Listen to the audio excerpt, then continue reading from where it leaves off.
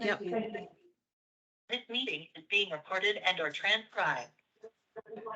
Yeehaw. All righty. So now we're in track 5. We have 2 more. So we'll get the next 2 weeks off because next week I'm on vacation. The week after that is Thanksgiving. Oh my gosh.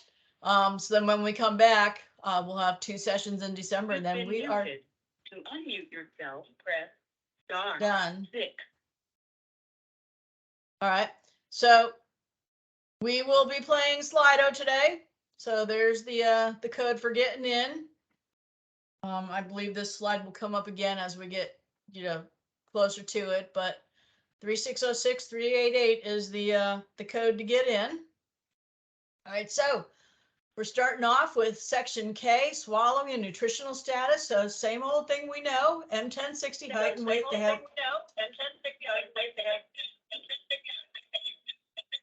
All right, everyone's got to go on mute. I'm getting feedback. So we have M1060 height and weight. Remember, the clinicians cannot be, when they check that little box of stated in like WellSky, and then they go and enter numbers in here, can't do that. It has to be actual. So the clinician must be measuring, their height and their weight. They can't ask the patient or take it from the medical record what the height and weight is. So yeah, watch those little actual or stated bubbles that they're filling out, giving it away what they're actually doing out there. The OASIS submission specifications are particular for height and weight. We can't be entering numbers outside these ranges. So for the height, the number has to be between 50 and 80 inches. So NBA players will not be counted apparently within the body of the OASIS. And M1060 weight, you can only enter a number between 65 and 440 pounds. So anyone that's over that weight, you will have to make sure that the item is dashed, because if they try and submit it, this will come back with an error on there because of that submission specification. So just make sure that there's no 441 pounds or greater. Just, make it the dash, tell them to make sure they have the actual weight entered into their documentation and let it go at that. All right, so then we have a new item, KO520, the nutritional approaches. So on top is the start of care, resumption of care version. On the bottom is the discharge version. And you see the only real difference with the discharge version, it's also looking at, did the patient have any of these things in the last 7 days, as well as what did they have at discharge? So it's looking at 2 different things. I guess they're looking to see if anything was dropped or added within that time frame. So what it's looking at is parental IV feeding, feeding tubes, mechanically altered diets, therapeutic diets, and of course, none of the above. So there's just all the criteria listed there for what, constitutes a parenteral IV feed, your feed tubes. There's really nothing wild and crazy here that you wouldn't expect to see. A mechanically altered diet is one, that's had something done to it. It might be, soft solids or pureed food, or everything's been ground up, or they're on a thickener. Now, a mechanically altered diet should not automatically be considered a therapeutic diet. So they may be just having box C checked, and it's not really considered therapeutic for box D, and that's okay. A therapeutic diet is one that's ordered by a healthcare professional as part of the treatment for disease or a clinical condition manifesting an altered nutritional status to eliminate, decrease, or increase certain substances in the diet. Now, this also counts for food allergies. So if someone's on a celiac diet or a diabetic diet, or they have a peanut allergy, so they cannot have peanuts in their diet, those would count as therapeutic diets as well. So we just want to make sure that the clinicians have, considered those allergy diets as well as being therapeutic. If a patient will receive one of the listed nutritional approaches as a result of the clinician doing that start of care or resumption of care assessment, so maybe it hasn't started yet, but because of the assessment, one is going to be ordered, then the clinician should be checking off that the patient has this particular thing. All right, even though it hasn't started yet, it's coming, we're ordering it. So they can check it off that they do have this on admission. On the discharge, if there's anyone out there that does discharges for that last 7 days, the day of the visit is day 1, and then you count back to 7, and the clinician should be looking at what all did the patient have in this last 7 days. So just some particulars about these on KO520A with your parenteral and IV feeding. We're looking at IV fluids or hyperalimentation, including TPN, whether it's administered continuously or intermittently, hypodermoclysis or sub-Q ports in hydration therapy. IV fluids can go here if it's needed to prevent dehydration, if that additional fluid intake is specifically needed for whether it be a nutritional basis or a hydration basis. What this item excludes is any fluid that's solely there to maintain the patency of the IV line or to flush it. It doesn't include IV meds, those will go somewhere else. It doesn't include IV fluids for reconstituting or diluting meds for IV administration. And it does not include parenteral or IV fluids administered in conjunction with chemotherapy or dialysis. We talked about the therapeutic diet, that it includes food elimination diets because of an allergy. We have a question. Yes. In the last 7-day question, wouldn't that potentially mean a restart instead of a discharge if not present on start of care? What? Hang on. Let me roll backwards. I think better with it in front of me. In the last 7 days. Well, I can expand on that. So what I'm looking at is that maybe this is you're checking it the last 7 days, but on admission it's not there. So it's technically new potentially. So my thinking is wouldn't that be something that we would want to research and educate on instead of discharging in that last 7 days? It's just kind of weird that it's this last 7-day question piece to it if it wasn't on the start of care. Well, that's a clinician decision. If it's something new, then you wouldn't be doing a discharge. Then that doesn't necessarily mean anything that was just added in the last 7 days, right? I mean, if we admitted them in 2 weeks in, whatever they have in the last 7 days, whatever was added, so we don't know. It doesn't necessarily mean that it was new in the last 7 days. No, it just means in the last 7 days they had this. Yeah, like I said, if this is something new that has popped up in the last 7 days, unless you're discharging because they're moving out of the area or something like that, you shouldn't be discharging them. Right. They would be doing this item. But well, I'm thinking of the ones that would do a discharge review. I can see where people might think that. So I hope that guidance is in there. I think it's just about, is it present? Because, the question is to check, for the last 7 days, it says check all the nutritional approaches that were received in the last 7 days. And then at discharge, just check all the nutritional approaches that were received at discharge. It doesn't talk about what, hey, was it there an admission and was it still present at 7 days and is it still present today? That's not the question. Well, that might be something as a reviewer that we see that we just need to keep in mind. Yeah. I mean, you can see, was it present the last 7 days? Well, it's easy to see, was it present at start of care? Because all that stuff should have some type of coding along with it. So that might be an easy thing to look at. It's like, okay, yeah, well, they had the PEG, at the start of care. So it's been around, but if it looks like it's new, then the question might come in, why are you discharging? But again, there might be a valid reason for discharge, but do I see this happening a lot? That's going to be an issue? No, I don't. I wonder if this is being tracked in that if a patient has one of these approaches in the last 7 days is discharged and then ends up back at the hospital or whatnot. I don't know, because like I said, it does not ask when did it start. Yeah. In that discharge question. So, Right. But I mean, that might be hard for them to track that, because then they would have to go back to see, is this something new? I don't know what they're going to do with it. Never know, but. Yeah. I mean, just due to the recency of having it, having had it, the recency is related to the discharge, maybe. I don't know. Well, we don't know what the recency is. We just know that they have had it in the last 7 days. Right. Or if you're not checking that they had it in the last 7 days, but surprise, surprise, there it is on discharge, that is a problem. You know, if you don't check the column that they had it in the last 7 days, but you do check the column that they have at the day of discharge, there's a big question. I can see that being a problem. And yet you're discharging them. They have a brand new peg. See ya.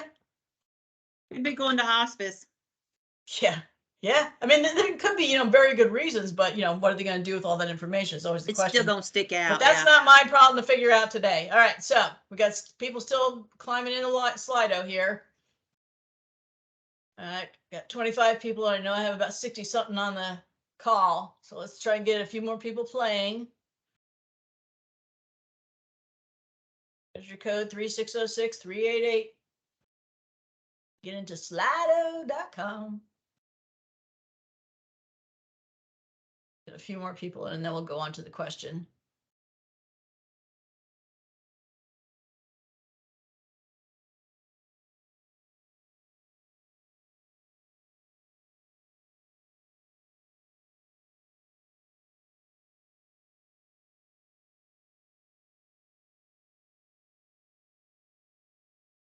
Okay, cool. All right, so for item KO520A, the parenteral IV feeding, and B, the feeding tube, it allows hydration to be considered. True or false?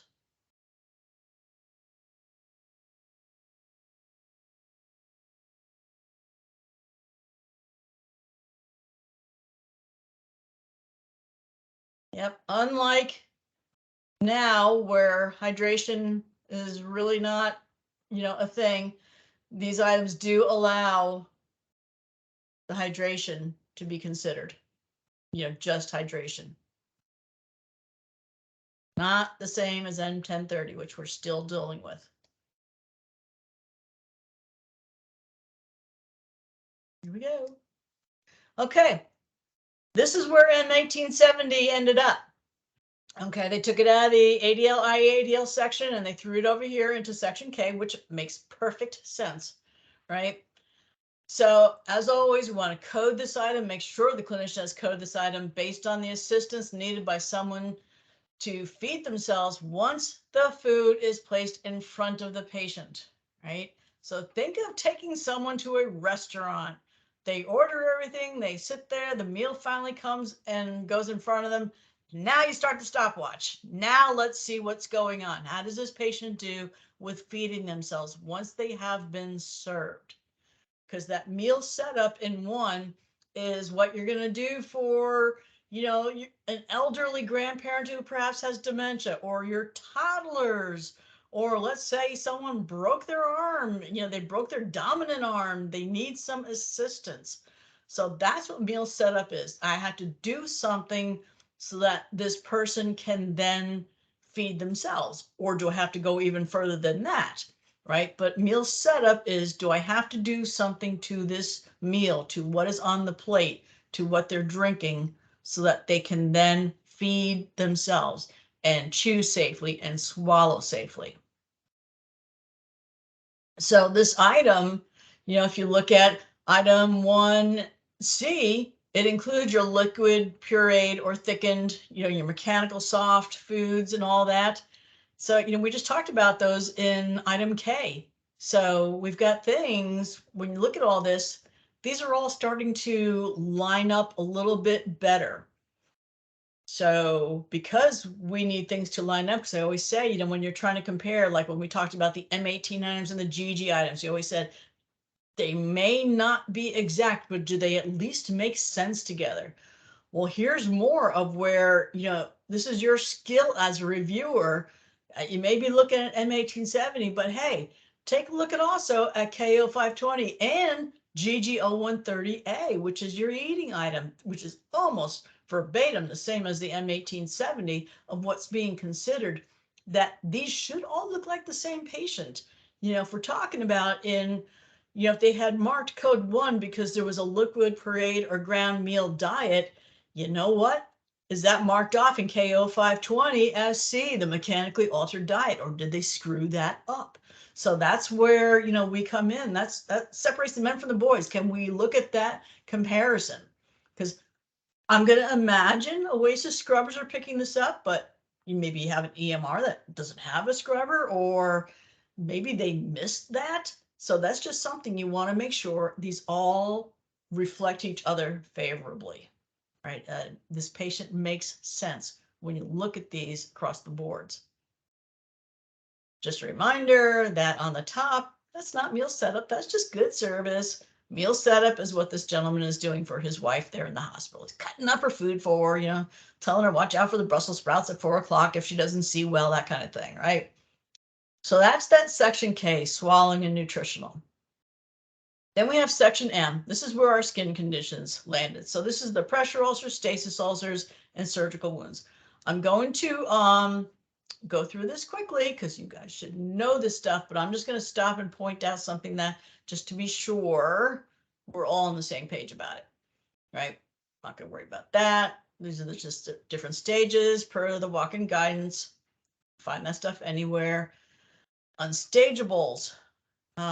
This applies more for folks doing discharge OASIS, but let's just remember what designates an unstageable pressure ulcer. It's something that's covered with a non-removable device, such as a cast that obviously cannot be removed, or it's covered with a non-removable dressing per the provider orders. Not because the patient says, hey, I don't want you to take that dressing off. My wife just changed it this morning. Sorry. Per the provider orders, makes it a non-removable dressing. It's also unstageable if the wound bed is obscured by some degree of necrotic tissue and there's no stage 4 structures visible. So there's no bone, there's no muscle, tendon, or joint capsule that can be seen. Or it has eschar or slough present such that the anatomic depth of the soft tissue damage cannot be visualized in the wound bed. That also makes it an unstageable pressure ulcer.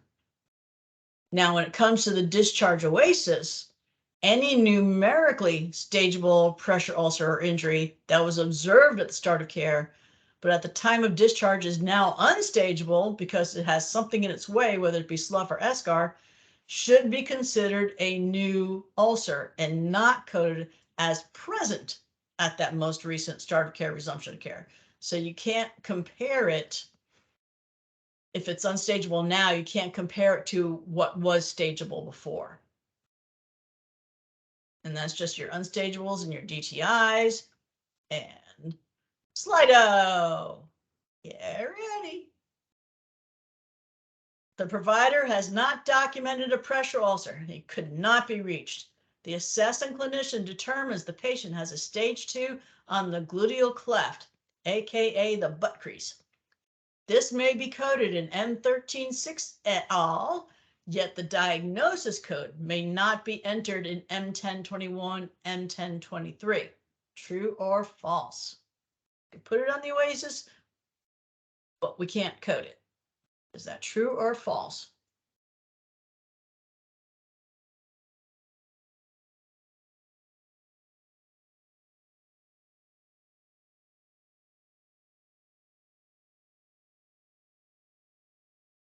Just about all in. 8 more people to go.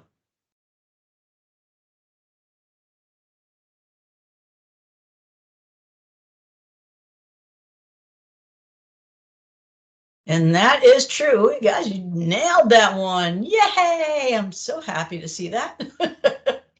You should know this. Okay. That is correct. You know, an assessment is an assessment. The OASIS is what does the clinician see? What are they assessing?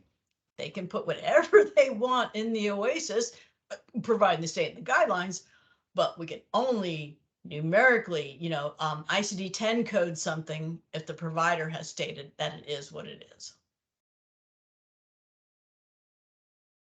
That's doing good. All right, so we come to M1306, and this is just asking, do they have at least one stage 2 or higher or something designated as unstageable? So that's all it's asking. We know what pressure ulcers are. And 1307 comes up at the time of discharge, right? So if anyone's doing discharge OASIS, this is just asking, are there any stage 2s present at discharge? It's not asking about anything else, just about the stage 2. And if you have multiple stage 2s, it's asking about the oldest one, the one that's been hanging around for the longest amount of time. Now, if they had only, let's say they just have that one stage 2 that you're staring at right now. Let's say it didn't start out, it started care as a stage 2. Let's say it was a stage 1 on the left hip. And somewhere along the lines, it progressed to a stage 2. So you come along this item, and yes, they do have a stage 2 present at discharge. It was not present at the most recent start of care assessment, but it did develop since. The date that they should have in there is the date that it went from being a 1 to a 2, not the date that the 1 was discovered, but the date that it went from a stage 1 to a stage 2. That's the date that should be entered in code 2. And 1311 still here. This is just showing that graphically they've, they're trying to get every item to look the same. So the number boxes, how many there are, have gone from the right side of the table to the left side of the table, because everything is answered on the left side of tables now. So that's the only difference, is that they've moved the boxes. So what remains stated as pressure ulcers is surgically debrided pressure ulcers and pressure ulcers sutured closed. They're still pressure ulcers. And you would report these, on the grid as D1. They're unstageable due to a non-removable dressing or device. That's basically the best choice out of the 3 unstageable choices that we have. So that's why they settled on D1. It was the least offensive of all of them. So things that are not pressure ulcers, a pressure ulcer that has been treated with a skin graft, right, had a transplant, should not be reported as a pressure ulcer. And until that graft edge completely heals, it's going to be reported as a surgical wound in M1340. A pressure ulcer that's been surgically replaced by a muscle flap, skin advancement flap, or rotational flap is not a pressure ulcer. Again, it's a surgical wound. Yeah, we know this stuff. Yeah, this is just a reminder that, that first clinician out, if they could not do a full skin assessment, you are allowed to collaborate with someone following, whether it's them going back for another visit or a different clinician going in, a qualified clinician, to do that full skin assessment. That can be used then to complete the OASIS, but it has to be that that first assessment was not deemed a full skin assessment. And Arlen, there needs to be, this is what I've always looked for, because I've had agencies come back to me and say, hey, the PT did the start of care and they didn't find this. The nurse went out 3 days later and found it. What I would expect to see, if somebody could not complete that skin assessment, that there was some documentation about that. Oh, absolutely. Unable to complete skin assessment because Papa wouldn't stand up out of his chair or whatever. Right, definitely. So. Definitely. Yeah, there's got to be documentation to support why you had to go to that second stage there. This is just the discharge stuff, the 2-line format.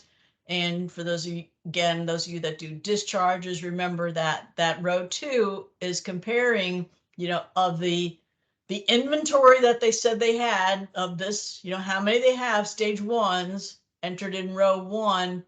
Of those, was it around at that same stage at that last start of care or resumption of care assessment? So it has to be at the same stage. So if they're saying that you have one stage 2 right now, was it a stage 2 at the last start of care or resumption of care? This is let me just go ahead and say, this is my most hated question of all, and it's at the discharge, at time of discharge. And I think it bothers me because your numbers don't line up. So what I have at discharge, what I had at start of care, those 2 columns don't necessarily always line up, and it drives me insane. To me, that's the hardest question of all. You know what I mean? So if I had an unstageable at start of care and I discharge them with a stage 3, well, nothing on there accounts for that unstageable that I had at start of care, and that bothers me because I can't say, okay, I had this here, but I have to address that. Hang on. Okay, well, I'm just telling you, that's why I I hate think we're it. good. Or maybe not. We'll kind of, yeah, because I took out some stuff from this. I mean, we went over it a lot with Mercy this Yeah, there morning, was a but that was a lot. There full was a OASIS lot. training. Let's see what we got here. Then I'll talk about that. So at the start of care, the ulcer is, here we go. Ulcer is assessed as unstageable. 2 weeks later, following debridement by the physician, the RN assesses it as a stage 3. So this is the stage at which it first becomes numerically stageable. So if the ulcer subsequently increases in numerical stage, so it got worse during the episode, don't report the higher stage as being present at start of care, resumption of care when completing the discharge assessment. So for instance, for this one that we went from unstageable to being a stage 3, 3 weeks later, now it worsens to a 4. Upon discharge, the present stage 4, because that's what we have now, will be compared to the wound that was present at the most recent start of care, resumption of care, which in this case was the stage 3. It's the stage at which it first became numerically stageable. Because you can't compare something to an unstageable. So you've got to find at what point during the episode did it finally become stageable, and that's now your baseline for what's going to be compared to.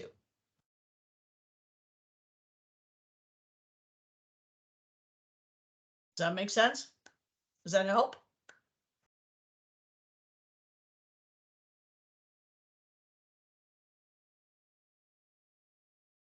Looking for a bottle of whiskey to drink? No, I mean, it makes sense and I understand it, but if you've got a buttload of wounds, Right. sometimes it gets real complicated, especially if you have multiple episodes. Yeah, And they changed the wound type as they go along. So of course they do.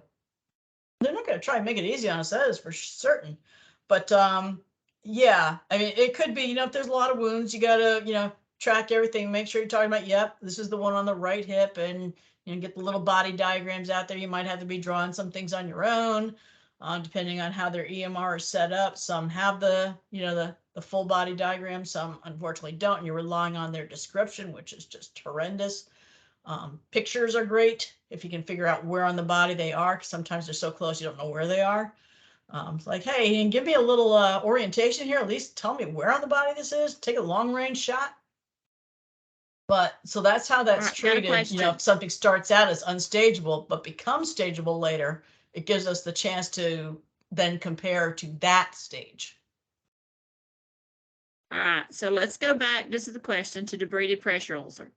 If it's unstageable, then debrided, and it's now a stage 3, wouldn't we report a stage 3? One of the slides seemed to indicate to report as unstageable. It's only unstageable if it's unstageable. If you get debrided, you should be able to stage a thing because they should be debriding down to a structure of some sort. Should be able to see something. That's the point of debridement. What am I missing from that question? Does that make sense, Pam? No, yeah, you answered it. You answered it. It's Okay. just one of the slides said a debrided, it included debrided pressure ulcers on the slide with skin flaps and grafts to be reported as, oh no, that's not true. It was one of the first slides here where we started talking about this. Oh yeah, this one. Right. So because a lot of people try and okay. call a pressure ulcer that's been debrided that now it's a surgical wound. Like, no. Debridement is just a treatment. Yeah, see the last line, I got Yeah. confused here because it said report these ulcers as unstageable. So Right, the pressure ulcer suture closed. Yeah, so that doesn't apply to the debrided ones. No, sorry, that's a big spacer that shouldn't be there. Yeah, that's an oops on the slide. So yeah, sutured closed because they're like, well, what do we call that? It's sutured closed. You say it's not a surgical wound. They're like, nope, it's not a surgical wound. It's still a pressure ulcer. And they're like, well, we can't stage it. What would you like us to call it? And they're like, call it a D1. Like, okay, we'll call it a D1. So yeah, that part about that D1 that goes with the sutured closed, not the surgically debrided. Okay. Sorry. So Arlene, can we go back to that other, or not go back, but forward to that other slide that was talking about unstageable at start of care? Yeah, that one. So at start of care, it was unstageable. 2 weeks later, it's 3. So why then is this saying upon discharge, it's compared, the stage 4 is compared to stage 3? Not because that first bubble there says 3 weeks later, the ulcer worsens to a stage 4. Because Right. yeah, it comes from that guidance where it's saying if the ulcer subsequently increases, so it gets worse during the episode, don't report that higher stage 4. So they're saying in your stage 4 that you now have in your inventory, that first line, right? You can say, yep, I have a stage 4. Was it present as a stage 4 at the most recent start of care, resumption of care, which of course we have to look back to when was something first stageable, and it was a 3. So no, it was not present as a 4. It was present as a 3. It got worse under our watch. Okay. Okay, I see. I was a little confused in how that was being, how Yeah. the narration was in that. Okay, I'm Yeah. clear. Good, good, good. Thank you. You're welcome. Okay. M1322 is just about the stage 1s. Really not a whole lot to say about that. Just remember that it's non-blanchable. I see a lot of people say it's blanchable, or even better, and the skin is broken and it's a stage 1. Like, no, broken skin is intact. Intact skin is stage 1. You break the skin, you're looking at a 2 or something else, maybe some other type of wound, but it's not a 1. And it has to be blanchable redness or some other color variation that's going on, depending on the patient's skin tone. M1324, the stage of the most problematic unhealed pressure ulcer or injury, that is stageable.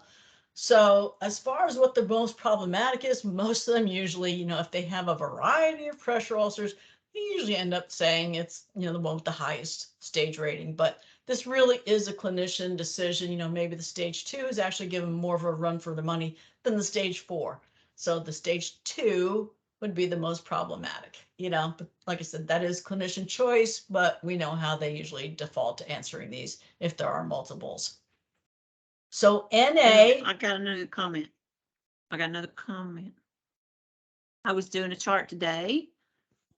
Wound clinic patient, wound clinic said they had a stage 2 pressure ulcer on their left buttock. They could see granulation tissue. Had a picture on the chart. You could see granulation tissue and slough. And they all called it a stage 2. Of course they did. I had to send that back to the clinician and say, hey, you're not going to see granulation if you have a stage 2. Stage 2s do So, not even you get- granulate, they epithelialize. Stage 2 do not have slough. Right. If But you even see wound slough, clinics you are are at always least getting a it 3 right. or a 4. And I Oh, think it's that amazing. sometimes is what would be hard to a clinician, because you're getting this information from the wound clinic. Right. They're the ones that are supposed to know. So they Right. say it's a stage 2. So they document it as a stage 2, even though Yeah. it's obvious in the picture that the clinician took. So Right. I think that takes some education. And I've had those questions come up before. Well, the doctor says this, Mhm. but the wound clinic says this. What do we do? Sometimes they're between a rock and a hard spot. Yeah. But yeah, I mean, you're documenting your assessment. And if you assessed that to be 3 based on clinical factors, that's pretty much, you've got everything behind you. It really becomes the onus on the wound clinic or the doctor to say, show me why you think it's a 2. What? Well, man. That's Frankie.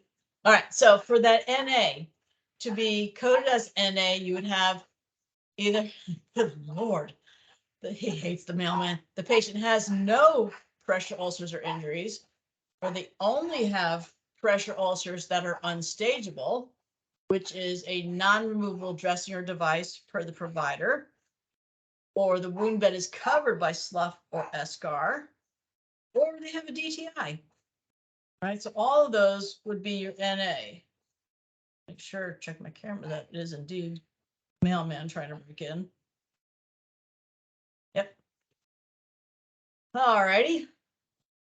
And then we have M1330, stasis ulcers, right? Do they have one? Hey, Frankie, that's enough.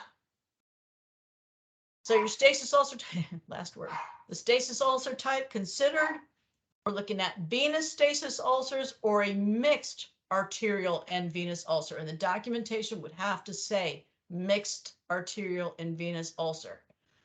Because if it just says they have an arterial ulcer and they have a venous ulcer, does not mean they have a mixed arterial and venous ulcer. Okay. Fully epithelialized stasis ulcers are healed and are not considered present, just like stage 2s, right? Fully epithelialized ones are healed. They're gone. Poof. Diabetic and arterial ulcers are not stasis ulcers. But if you have a diagnosis of diabetes and a venous stasis ulcer, we will be marking yes on M1330. But if you have a diagnosis of a diabetic ulcer and a diagnosis of venous stasis, because we know what we're going to do with that coding, don't we, right? This, however, would be a no on M1330. Just because they have venous stasis does not make that a diabetic venous stasis ulcer. Now, if they said it's a diabetic ulcer, so there's some other etiology going on there, and oh, by the way, they have venous stasis as well, that's going to be a no for this M1330 item. M1332 is looking at the current number of stasis ulcers that are observable. And just remember, if it's scabbed, the clinician should still be able to say that it's observable. And of course, we're looking at anything that is documented as a mixed venous or arterial ulcer as well. What's not observable is something covered with a non-removable dressing as stated by the provider, and anything that's underneath an Uniboot. And then we have M1334 for the status of the most problematic. Again, that most problematic is per the clinician decision as to what is the most problematic one. And as you can see, fully epithelialized stasis ulcers is not even a choice anymore. It used to be, but they're saying if it's fully epithelialized, it's healed, it's no longer considered present, which means it should not even be coded if that was the only one they had. We shouldn't even have that ICD-10 code on there. Any questions on stasis ulcers before we go on to the surgical wounds? Yeah, they're pretty yawny, right? M1340, does this patient have a surgical wound? So if a pressure ulcer is surgically closed with a flap or graft, right? We covered that in pressure ulcers. It's reported as a surgical wound until it is healed, and then it is gone. If a flap or graft fails, it should continue to be considered a surgical wound until it is healed. Now, bowel ostomies. If you reverse a bowel ostomy via a takedown procedure, that produces a surgical wound. But if it's being allowed to close on its own, then it is not considered a surgical wound. Because ostomies in and of themselves, for the sake of OASIS, are not surgical wounds.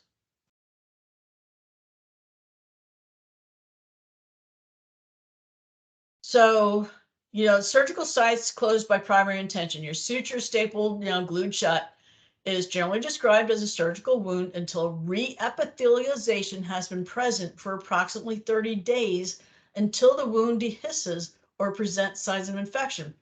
So re-epithelialization per CMS generally occurs within 3 to 4 days from surgery. So these total knees that are being discharged 2 weeks later, they really should still be marked that they have a surgical wound present, right? Because even if, that epithelialization, day 2, day 3 was marked as, hey, it is fully epithelialized, you still have 30 days that is going to be counted as a surgical wound. It's still present. Right, so watch that 30-day mark on some of yours, even when they come around to research time. When did it finally get tagged as being, fully epithelialized or re-epithelialized? And then you start that 30-day calendar from there. Incisional separation or disruption of wound edges of any surgical wound healing by primary intention results in a wound healing by secondary intention, which means that it's being allowed to heal from the bottom up through the bed.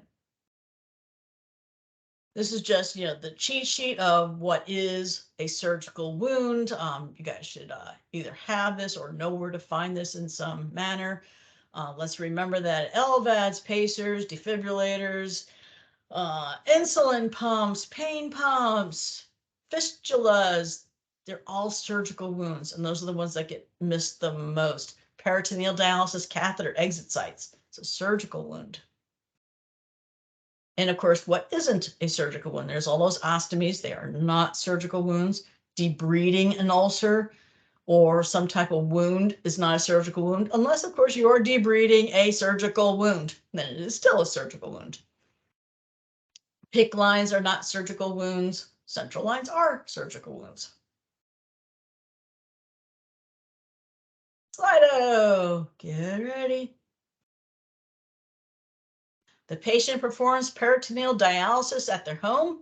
What is the correct code for N1340? Does the patient have a surgical wound? Is it no or is it yes? It's either observable or yes, it's non-observable.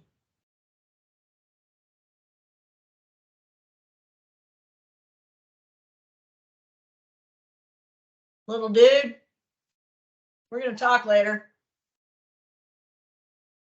Come here, Frankie.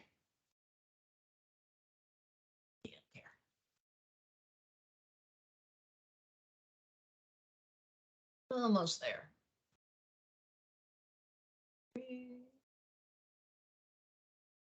Okay. So, does the patient have a surgical wound? Yes. It is either observable or yes, non-observable, depending on what the clinician is seeing. That's going to be the score.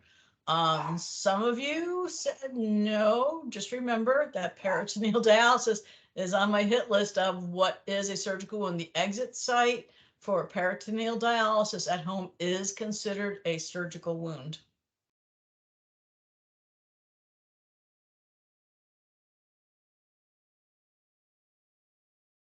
I think that was our last slide. Oh yeah, I'm only allowed to do 3 in a session, so I guess Beth was the fastest on there. Everyone else did really well, but Beth was just, super fast with those keys. All right, M1342, what is the status of the most problematic surgical wound that is observable? All right, just a reminder that openings in the skin adjacent to the incision line caused by the removal of staples or sutures are not considered as part of the surgical wound, right? They're just little blips that have to be taken care of perhaps, but they are not part of the surgical wound. If something's healing by secondary intention, so we talked about that surgical wounds intentionally left open to heal from the wound base up, or something that has dehisced, which means disrupted, right? That's the other word, disruption of a surgical wound. So maybe someone had a total knee and because they've been bending too much or too strenuously, they opened a little of that incision. So now you have part of it healing by primary intention and part of it healing by secondary intention. The healing status of these wounds can be assessed as, and that's our 4 criteria, newly epithelialized, fully granulation, early partial, or of course, not healing. And just the reminder, with the surgical wound healing status, if something is healing by primary intention, it's an on-off switch. You're all in or all out. It's either code 0, it's newly epithelialized, or it's 3, not healing. So if you don't hit the criteria for newly epithelialized, it's 3, it's not healing. Go back, look at the WOCN criteria for, all these. When it comes to newly epithelialized, fully granulating, and early partial granulating, all the criteria they put out, you have to hit all of those criteria to be a 0, 1, or 2. For the 5 or 6 different criteria for not healing, you only have to hit one of them to be considered not healing. And the one that we will usually capture to support that code of 3 not healing is drainage, right? If there's a little bit of drainage, if there's drainage, that means it's not fully epithelialized, right? So you can't drain from something that's closed over. So if there's any drainage, that is an automatic 3, not healing, for something that is healing by primary intention. Now, secondary intention, as you can see, all the choices are available. So it's just a matter of that being sure that the clinician is matching the criteria correctly for, is it 0, 1, 2, or 3 is the easy one, the not healing one. But, parsing out the difference between 1 and 2, follow the WOCN guidance on that. The clinician should be, and that's easy for us to check as well, if they have good documentation there in the wound section. All righty. Any questions at all?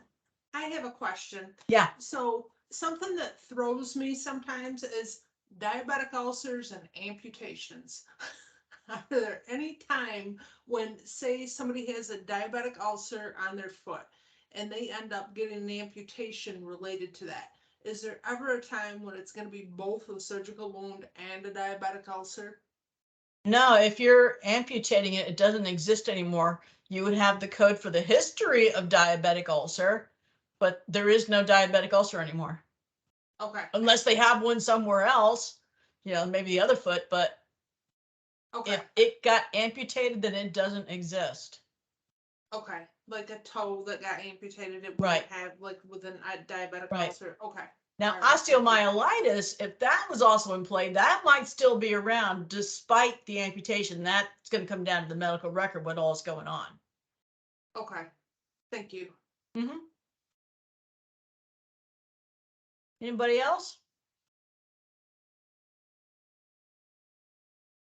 All righty, well, we'll get this up and it'll be in Easy LMS.